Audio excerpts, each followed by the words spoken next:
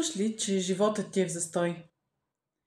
Днес по план беше ред на ритуал 40, но той се прави само при нарастваща луна. Затова ще го направим след коридора на затъмненията, след 21 септември.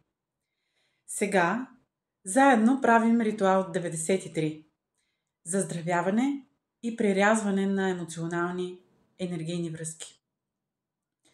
Утвърждението за деня е: освобождавам се от желанието да бъда прав и да съдя другите.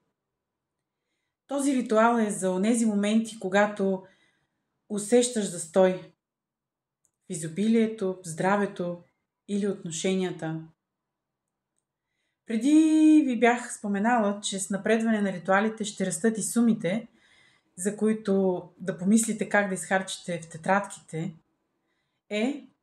Сумата за ритуал 93 е 800 000 лева и това е бонус, който ще продължи да увеличава енергията на изобилието. За днешният ритуал ще ви е необходим дафинов лист. Той е голям помощник и усилва лечебната енергия. Подпомага за изчистването на връзки, които вече не ти служат. Вземи един дафинов лист, отпусни се и си представи енергийните нишки, които искаш да прережеш. Било то с недоимък, бедност, с тежки емоции или с хора, които вече не са в хармония с теб.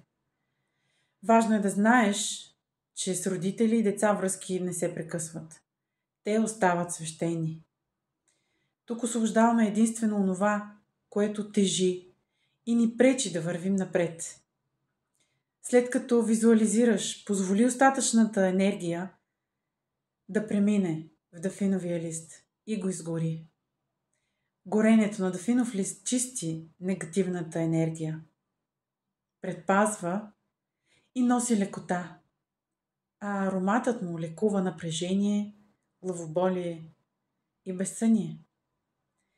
Напиши в коментарите: аз съм свободен човек и ме последвай, за да получаваш вдъхновение всеки ден.